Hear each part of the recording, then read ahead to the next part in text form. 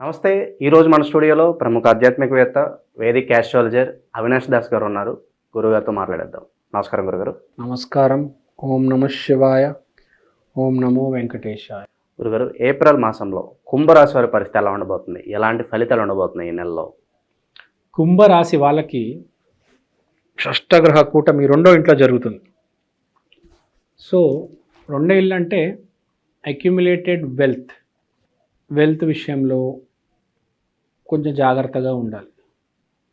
అంటే bank balance, fixed deposit, తొందరపడి fixed deposit ఇరుక్కొట్టడం, బ్యాంక్లో ఉన్నదంతా లాగేయడము, క్రెడిట్ కార్డ్ ఇక్కడక్కడ గీకేయడము, అంటే పెద్ద మోతాదిలో ఎక్కడ డబ్బు పెట్టొద్దు. ఎవరికన్నా సహాయం చేయడం కావచ్చు, అప్పులు ఇవ్వడం కావచ్చు, ఏది కూడా పెద్ద మోతాదిలో సహాయం చేయడం కావచ్చు, అప్పు ఇవ్వడం కావచ్చు, పెద్ద మోతాదిలో ఏది చేయకూడదు. ఏది కూడా పెద్ద స్థాయిలో చేయొద్దు. మినిమం ఉండాలి ఈ 45 days కుంభం వాళ్ళు.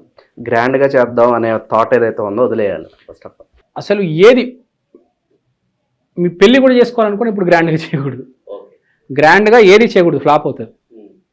ఓకే, ఇప్పుడు షష్టగ్రహ కూటమి రెండో ఇంట్లో ఉన్నప్పుడు, రెండో ఇల్లు అంటే అక్యుములేషన్, అన్నీ కలిపి సెగ్రిగేషన్ కాదు, అగ్రిగేషన్, అన్నీ కలిపి అగ్రిగేషన్ స్థానంలో మీరు షష్టగ్రహ కూటమి జరుగుతున్నప్పుడు ఏదైనా పని చేస్తే ఏమవుతుంది? మొత్తం ఇరిగిపోయి చల్లా చెదిరైపోద్ది. కొట్టుకుంటారు కదా 6 గ్రహాలు. కాబట్టి చేయకపోవడమే బెటర్. ఇప్పుడే చూసాం మనం, ఇవాళ షష్టగ్రహ కూటమి వల్ల భూకంపం వచ్చింది. ఇప్పుడు చేసిన ఇన్వెస్ట్మెంట్ కూడా రేపు భూకంపం వచ్చినట్టే కదా. నీకు కింద నుంచి వస్తుంది భూకంపం, తెలియని కూడా తెలియదు. ఇన్వెస్ట్మెంట్ వద్దు ఇప్పుడు. సో ఉద్యోగాలు ఎవరన్నా మారాలనుకున్నా కూడా వెయిట్ చేయడమే బెటర్ అంటారు.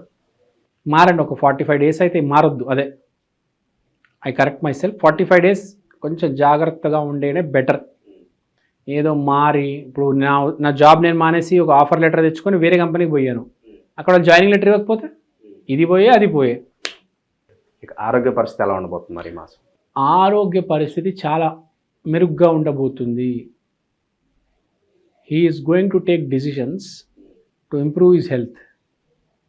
రన్నింగ్, జాగింగ్, మందులు మార్చడం, వీళ్ళని వాడిని అడగడం, రైస్ తగ్గించేస్తాయి. ప్రభాస్ గారు ఉన్నారు, రైస్ తినరు అస్సలు. ఇలాంటి నిర్ణయాలు, సంచలన నిర్ణయాలు తీసుకుంటారు. నేను ఇంకా రైస్ తినను. రెజల్యూషన్, కొత్త సంవత్సరం కాబట్టి రెజల్యూషన్. ఇప్పుడు మీకు తెలుసో తెలీదో, చాలా మంది ప్రభాస్ గారు రైస్ తినరు. సో అలా నేను ఇంకా రైస్ తినను, షుగర్ పేషెంట్స్ అట్లా ఒక సంచలనమైన నిర్ణయం తీసుకుంటారు. భూమికి సంబంధించిన వ్యవహారాలు ఎలా ఉండబోతున్నాయి గురుగారు? భూమికి సంబంధించిన వ్యవహారాలు, భూమి పత్రాలు పెట్టి తాకట్టు తీసుకోవడం, లేకపోతే ఏదైనా స్థలం ఈఎంఐ మీద తీసుకోవడము, సో ఇలాంటివి మనకు కనిపిస్తున్నాయి. ఈఎంఐ, లోన్, భూమికి సంబంధించి, ఫ్లాట్కి సంబంధించి మనకు కనిపిస్తుంది. కానీ మీరు ఏంటంటే ఒక పెద్ద మోతాదిలో పెట్టకుండా ఈఎంఐ, మనం స్టార్టింగ్ చెప్పే పెద్ద మోతాదులో వెళ్ళొద్దు. కానీ సిచ్యువేషన్ వచ్చినప్పుడు తీసుకోవాలి కాబట్టి ఈఎంఐలో తీసుకోండి, లోన్లో తీసుకోండి. బెటర్ ఏంటంటే 45 days ఆగండి. కానీ కొందరికి తప్పదు. కొత్త సంవత్సరము సెంటిమెంట్ ఉండి నేను ఫస్ట్ వీక్లోనే ప్రాపర్టీ తీసేసుకుంటాను, చాలామందికి ఉంటుంది. సో ఈఎంఐ ప్రాసెస్లో తీసుకుంటే మంచిది. తర్వాత మోస్ట్ ఇంపార్టెంట్ మనిషికి స్పిరిట్. మనం లోపల ఎంత స్ట్రాంగ్ ఉంటాం. కొంతమంది స్ట్రాంగ్ లేని సూసైడ్ వేసుకొని చనిపోతుంటారు, మనం చూస్తూ ఉంటాం. సో అలా ఎప్పుడు ఉండకూడదు. కానీ పాయింట్ ఏంటంటే ఇన్నర్ కోర్ స్ట్రెంత్ అనేది పెరుగుతుంది వీళ్ళకి. మనం లైఫ్లో ఎక్స్పీరియన్సెస్ ఎదుర్కొనే కొద్దీ, ఇన్కేస్ ఏమైనా బ్యాడ్ జరిగినా కూడా పర్లేదు, మళ్ళీ మనం రేజ్ అవుదాం అనే ఒక థాట్లోకి వస్తారు. అంటే ఆ స్ట్రెంత్ పెరుగుతుంది వీళ్ళకి. ఇది జరుగుతుంది, అది జరుగుతుంది అని ఏం చెప్పట్లా, ఏమి జరగదు. కానీ కొన్ని సిచ్యువేషన్ చూడడం వల్ల, కొన్ని ఎక్స్పీరియన్సెస్ చేయడం వల్ల వీళ్ళు కోర్ స్ట్రెంత్ అనేది పెరుగుతుంది. లైఫ్లో మోస్ట్ ఇంపార్టెంట్ అదే. ఒకటి మంచితనం, ఒకటి లోపల మనం ఎంత స్ట్రాంగ్గా ఉన్నామని. చాలామందిలో మంచి లేకపోయినా కూడా ఇన్నర్ కోర్ స్ట్రెంత్ వల్ల, ప్రయత్నం వల్ల ముందుకెళ్తారు. చాలామంది ఉంటారు విపరీతంగా పగలు రాత్రి కష్టపడి వాళ్ళ ఫ్యామిలీ కోసం సంపాదించేటోళ్ళు ఉంటారు. పొద్దున్న నుంచి సాయంత్రం దాకా, అర్ధరాత్రి దాకా కష్టపడతారు కొంతమంది. రాక్షస, దాన్ని ఏదో అంటారు, వీడు రాక్షసుడు, పని రాక్షసుడు రా అంటారు. వాళ్ళకి కావాల్సిన అవుట్పుట్ వచ్చేంత వరకు వాళ్ళు కాంప్రమైజ్ అవ్వరు. పని రాక్షసుడు అంటారు. ఆ స్ట్రెంగ్త్ ఇంప్రూవ్ అవుతుంది అనమాట. అంటే సింపుల్గా చెప్పాలంటే విల్ పవర్ ఇంప్రూవ్ అవుతుంది కొన్ని సిచ్యువేషన్స్ వల్ల. యాక్చువల్గా మంచి కుంభం బాగుంది ఇప్పుడు. అండ్ అలాగే అవకాశాలు గుర్తింపు పరంగా ఎలా ఉండబోతుంది? ఫర్ ఎగ్జాంపుల్ మనం సినిమా, రాజకీయ రంగం తీసుకుందాం. నాకంటూ కొంత పేరు ప్రఖ్యాతులు కావాలి అనుకుంటూ ఉంటారు. కొత్త అవకాశాలు రావాలనుకుంటారు. వాళ్ళకి ఎలా ఉండబోతుంది మరి?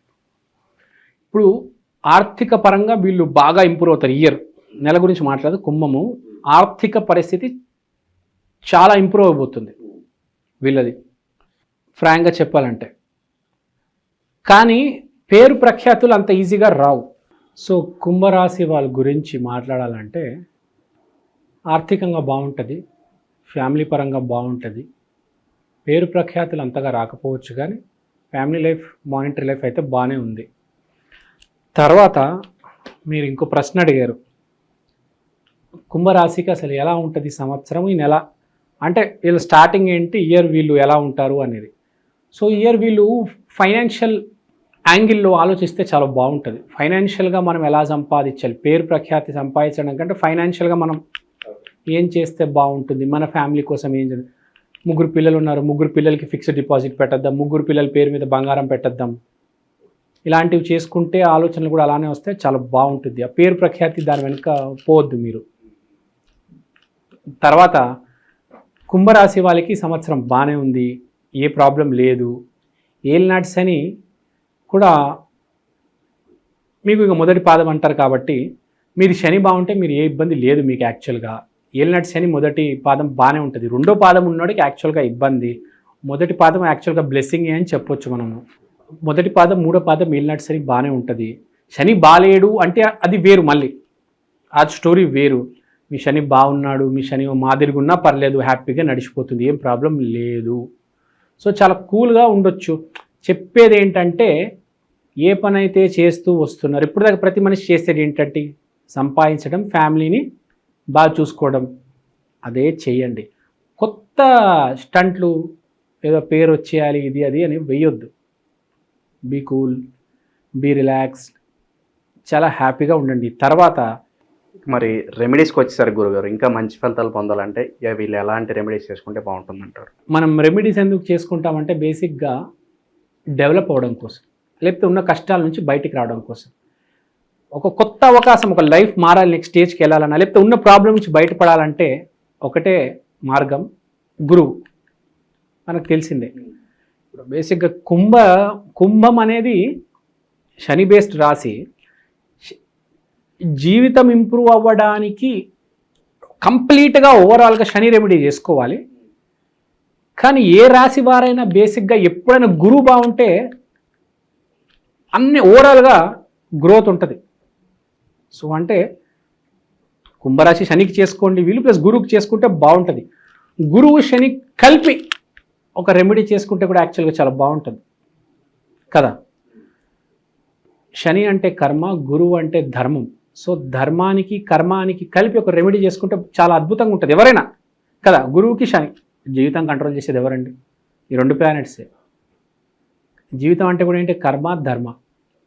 సో మనం ఏం చేయాలంటే చాలా సింపుల్గా, ధర్మం అంటే ఏంటి, కర్మ అంటే ఏంటి.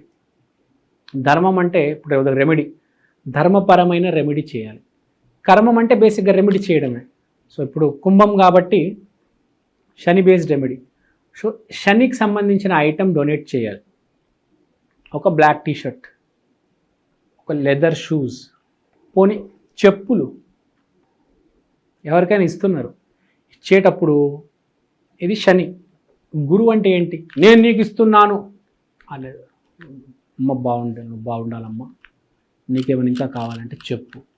రెమెడీ ఇచ్చేటప్పుడు కూడా, చేసేటప్పుడు కూడా మనము అవతలవాడికి కూడా వాడు బాగుండాలి అని కోరుకోవాలి. నేనేదో ఇస్తున్నాను కాబట్టి నేను బాగుపడతాను కదా. ఆమెకి ఇచ్చేసి ఇంకేమైనా కావాలి, ఇంకేమైనా అవసరం ఉందా, అన్నం తింటావా అంటే ధర్మ మార్గంలో మంచితనంతో, మంచితో నేనేదో బాగుపడిపోతాను అని కాదు, ఒక హోల్ హార్టెడ్తో నీకు ఇంకేమైనా కావాలా, ఇలా ఇచ్చేసి వచ్చేసామని కాదు, ఆ మనిషి గురించి కనుక్కొని ఇంకేమైనా కావాలా, మనం ఎంత చేయగలుగుతాం అది చేయాలి.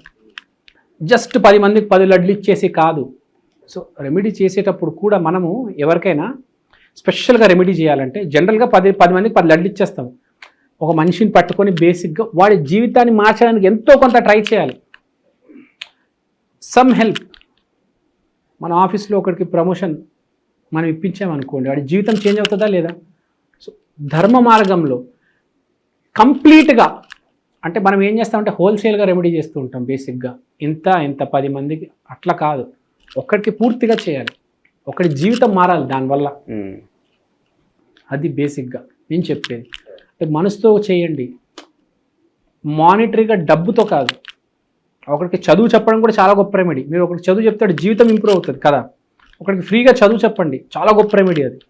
డబ్బులు పెట్టి రెమెడీ చేయడం కంటే డబ్బులు పెట్టకుండా రెమెడీ చేయడం చాలా గొప్ప విషయం. అది గుర్తుపెట్టుకోవాలి. అవతల మనిషికి మీరు ఒక విషయం చెప్తే వాడు దానివల్ల బాగుపడ్డాడంటే మీ గురువు విపరీతంగా ఇంప్రూవ్ అవుతారు. మీకు అర్థమైందా? అది మనం ఆఫీస్లో 100% చేస్తున్నాం, 150% చేసామనుకోండి, మీ గురువు ఇంప్రూవ్ అవుతుంది, మీకు తెలియదు. రేపు మీకు చాలా బెటర్ ఆపర్చునిటీ వస్తుంది. అది ఈ రెమెడీ చేసుకోండి, చాలా బాగుంటుంది. ఓవరాల్గా ఏప్రిల్ మాసంలో కుంభరాశి వాళ్ళందరికీ ఎలా ఉండబోతుందో మీ మాటలో చాలా చక్కగా వివరించారు. ధన్యవాదాలు గురించి. ఉంటాను.